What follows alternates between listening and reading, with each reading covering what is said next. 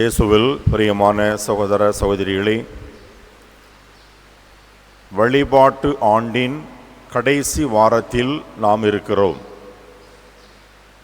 அடுத்த வாரம் கிறிஸ்து அரசர் பெருவிழா, அதன் பின்பாக திருவருகை காலம் ஆரம்பமாகும். எனவே வழிபாட்டு ஆண்டின் கடைசி வாரமாகிய கடைசி ஞாயிறாகிய இன்று கடைசி என்று சொல்லும் பொழுது அதில் ஒரு சில அச்சுறுத்தல்கள். நாமெல்லாம் நம்முடைய வாழ்வை சீர்தூக்கி பார்க்க வேண்டும்.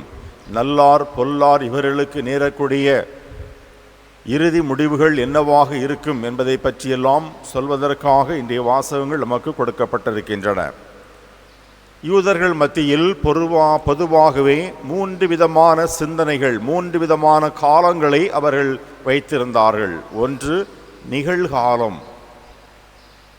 இரண்டாவது ஆண்டவருடைய வருகை, இரண்டாவது வருகை. இந்த இரண்டுக்கும் இடைப்பட்ட ஒன்று இருந்தது, அதுதான் ஆண்டவரின் நாள். எனவே இந்த 3 விதமான காலங்களை பற்றி அவர்கள் மிக ஆழமாக தங்களுடைய மனதில் வைத்திருந்தார்கள். எனவே இன்றைய வாசகங்கள் 3மே அந்த ஒவ்வொரு காலத்திற்கும் தேவையான செய்தியை கொடுப்பதாக அமைந்திருக்கிறது. முதலாவதாக நிகழ்காலம். இந்த நிகழ்காலத்தை பற்றி சொல்வதுதான் இன்றைய முதல் வாசகம். இன்று வாசிக்கப்பட்ட முதல் வாசகத்திலே நாம் பார்க்கிறோம். அதிலே நிகழ்காலத்தில் ஏற்படக்கூடிய சம்பவத்தை பற்றி சொல்லப்பட்டிருக்கிறது. இன்றைய வாசகமானது, எடுக்கப்பட்ட புத்தகமானது அந்த இறைவாக்கினர், கடைசி இறைவாக்கினர். அவருக்கு பின்னால் எந்த இறைவாக்கினரும் வரவில்லை, நேரடியாக திருமுழுக்கு யோவான் தான். எனவே இவர் கடைசி இறைவாக்கினராக இருந்தபடியினால் ஆண்டவரின் வார்த்தையை மக்களுக்கு தெளிவாக நிகழ்காலத்தில் நடக்கக்கூடிய சம்பவங்களை சொல்வதற்காக அவர் சில கருத்துக்களை இங்கே சொல்லுகிறார். ஏனென்றால் உலகத்தில் நாம் பார்ப்பது போல அன்றைய காலகட்டத்திலும் பார்த்தோமே என்றால் நல்லவர்கள் பலவிதமான சோதனைகளை, துன்பங்களை, சித்திரவதைகளை, உடல் உபாதைகளை எல்லாம் அனுபவிக்கிறார்கள். எந்த வேலையும் செய்யாமல், கடவுளுக்கும் கீழ்ப்படியாமல் இருக்கக்கூடிய அவர்கள், கடவுள் நம்பிக்கையை இழக்கக்கூடியவர்கள், இல்லாதவர்கள், ஆலயம் பக்கமே வராதவர்கள் நல்ல நிலைமையில் இருக்கிறார்கள், செல்வந்தர்களாக இருக்கிறார்கள், அவருடைய குடும்பம் தழைத்தோங்குகிறது. ஆனால் ஆண்டவர் ஆலயம் என்று இருக்கக்கூடிய பலர் தன்னுடைய வாழ்வில் வீழ்ச்சியை பார்க்கிறார்கள். எனவே இப்படிப்பட்ட சூழ்நிலையில் அந்த நிகழ்காலத்தில் இருக்கக்கூடிய மக்களுக்கு என்ன கருத்தை சொல்வது என்பதை ஆண்டவர் வழியாக இறைவாக்கினரே சொல்லுகிறார். யாரெல்லாம் இந்த நிகழ்காலத்தில் தீயன செய்கிறார்களோ அவர்களை ஆண்டவர் வேரோடு எரித்து விடுவார், அவருடைய கிளைகளையும் அவர் விட்டு வைக்க மாட்டார் என்று சொல்லி அவர்களுக்கு எதிராக கண்டன குரலை இறைவாக்கினர் இங்கு பதிவு செய்கிறார். அதே சமயத்தில் தன்னுடைய வாழ்வில் கடவுள் என்று சொல்லிக்கொண்டு இறை நம்பிக்கையோடு இருந்தும் பல்வேறு துன்பங்களை அனுபவிக்கக்கூடிய மக்களுக்கு அவர் ஆறுதலை சொல்லுகிறார். என் பெயருக்கு, ஆண்டவரின் பெயருக்கு அஞ்சி நடக்கின்ற உங்கள் மேல் நீதியின் கதிரவன் எழுவான், அவனுடைய இறக்கைகளின் நலம் தரும் மருந்து இருக்கும். ஆக கடவுள் பார்வையில் நியாயமாக நடந்து கஷ்டப்பட்டு கொண்டிருக்கக்கூடிய நிறைய மக்கள் நிகழ்காலத்தில் அன்றும் இருந்தார்கள், இன்று வாழக்கூடிய நம்மளுடைய காலத்திலும் நிறைய மக்கள் கடவுளுக்கு பயந்து அஞ்சி நடக்கக்கூடிய மக்களுக்கு ஏராளமான துன்பங்கள் வருகின்றன. ஆனாலும் இந்த துன்பங்கள் மத்தியிலும் ஆண்டவர் உங்களுடைய கிளைகளை தரிக்க மாட்டார், உங்களுக்கு நலம் தரும் மருந்தாக இருப்பார், நீதியின் கதிரவன் உங்கள் மேல் சுடர்விடும் என்று சொல்லுகின்றார். ஆறுதலான, அதே சமயத்தில் உண்மையான வார்த்தைகளை அவர் சொல்லுகின்றார். எனவே இது நிகழ்காலத்தை குறித்தது.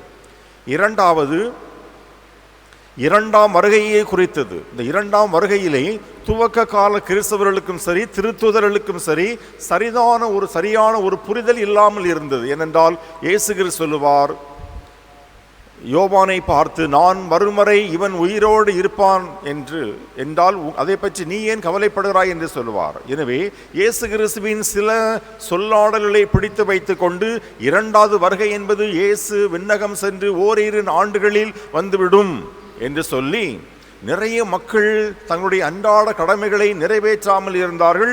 அதில் ஒரு சாரார்தான் இந்த தெசலோனிக்கா என்ற நகரில் வாழக்கூடிய மக்கள். ஆண்டவரின் இரண்டாவது வருகை அண்மையில் இருக்க போகிறது, ஆண்டவர் சீக்கிரம் வரப்போகிறார், ஏன் நாம் உழைக்க வேண்டும், ஏன் கஷ்டப்பட வேண்டும்?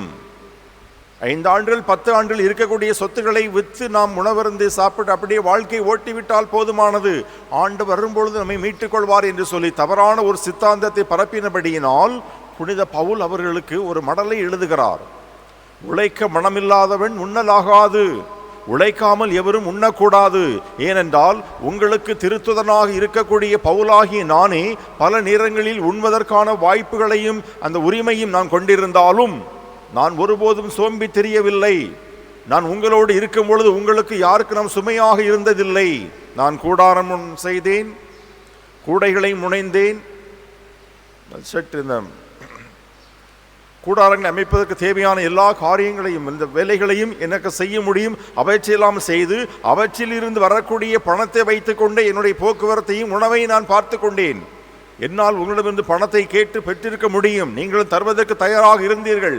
ஆனால் உங்களுக்கு ஒரு முன்மாதிரியை கொடுக்க வேண்டும் என்பதற்காகவே நான் உழைத்தேன், உண்டேன். அப்படி என்றால் உங்களில் ஒரு சிலர் உழைக்காமல் உண்டு கொண்டிருப்பதாக கேள்விப்படுகிறேன். அதோடு மாத்திரமல்ல, அவர்கள் என்ன செய்கிறார்கள்? அடுத்தவர்களின் வாழ்விலும் தலையிடுகிறார்கள். உங்களில் சிலர் எந்த வேலையும் செய்யாமல் சோம்பேறிகளாக சுற்றி திரிந்து பிறர் வேலையில் தலையிடுவதாக கேள்விப்படுகிறோம். இது அன்றுமல்ல, இன்றும் இருக்கிறது.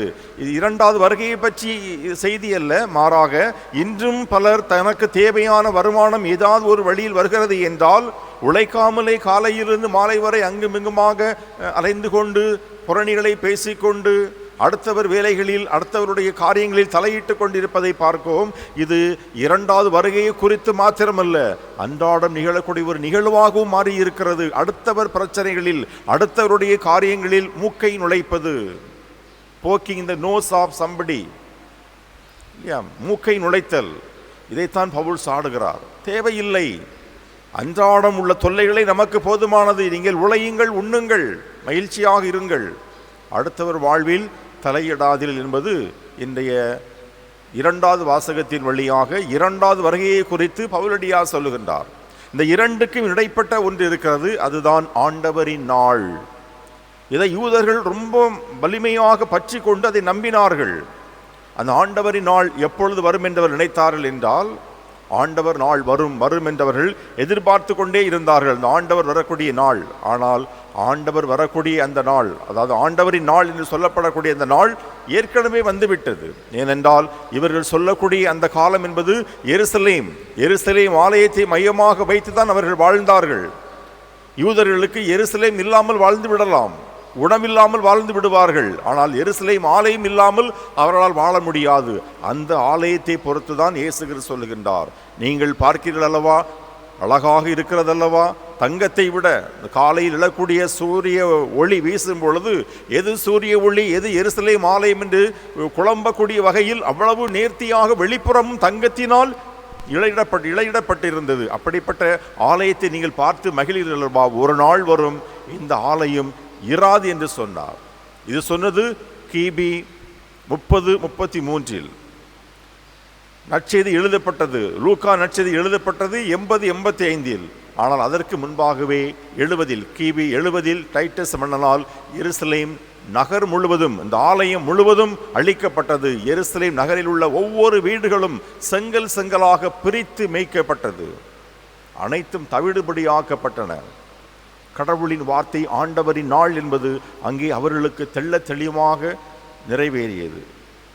போலி, அதை குறித்து ஆண்டவர் நாளை குறித்து இயேசு கிறிஸ்து நற்செய்தியிலே சொல்கிறார், போலி போதகர்கள் உருவாகுவார்கள், பஞ்சம், நிலநடுக்கம், போர்கள், குழப்பங்கள் நிகழும், சித்திரவதைகள் நடக்கும், உங்களை காட்டி கொடுப்பார்கள், எல்லாம் நிகழும். இது நிகழ்ந்து கொண்டுதான் இருக்கிறது. போலி போதகர்கள் நெட்டில் போய் பார்த்தோம் என்றால் உலகத்தில் பணக்கார மத போதகர்கள் இருக்கிறார்கள். ஒரு 3-4 பேரை சொல்லலாம். கென்னத் கோப்லாண்ட், ஜெஸ்ஸே டுப்லாண்டிஸ், டேவிட் ஒயடோப்போ, இவர்களெல்லாம் 1200 கோடிகளுக்கு மேல் சொத்துக்களை வைத்துக்கொண்டு 4-5 ஜெட் விமானங்கள் தங்களுக்கு சொந்தமாக வைத்திருக்கிறார்கள். இவர்கள் எப்படி உண்மையான போதகர்களாக இருக்க முடியும்? இவ்வளவு 1000 கோடிகளை தனக்குள் வைத்துக்கொண்டு தனக்கென்று தனியான ஒரு தீவு, தனியான ஒரு விமானம், இவற்றையெல்லாம் வைத்திருக்கக்கூடிய இவர்கள் போலி போதகர்களாகத்தான் இருக்க முடியும். எனவே இவர்களை நம்பி கூட்டம் கூட்டமாக மக்கள் செல்கிறார்கள். எனவே இந்த போலி போதகர்களை குறித்து கவனமாக இருங்கள். ஏனென்றால் இது ஆண்டவரின் நாள். இதில் எது உண்மை, எது பொய், யார் உண்மையாக இருக்கிறார், யார் நேர்மையாக இருக்கிறார், யார் போலித்தனமாக இருக்கிறார் என்பதை கண்டுகொள்வது நம்முடைய ஞானத்துக்கு உட்பட்டது. எனவே கடவுள் உங்களோடு இருக்கும் பொழுது ஞானத்தினால் நீங்கள் எது உண்மை, எது தவறு என்பதை கண்டுகொள்ள முடியும் என்று சொல்லுகின்றார். எனவே இந்த வருடத்தின் கடைசி வாரத்தில் இருக்கக்கூடிய நாம் இந்த 3 செய்திகளையும் மனதில் வைப்போம். ஒன்று, நிகழ்காலம். நிகழ்காலத்தை நாம் செம்மையாக வாழ வேண்டும், சரியாக வாழ வேண்டும்.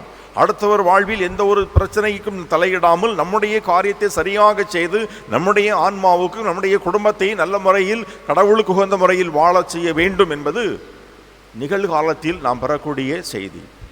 இரண்டாவது வருகை, அது எப்பொழுது வரும் என்று யாருக்கும் தெரியாது. இயேசு கிறிஸ்து விண்ணகம் சென்று ஓரிரு ஆண்டுகளில் நிகழும் என்று நினைத்தார்கள்.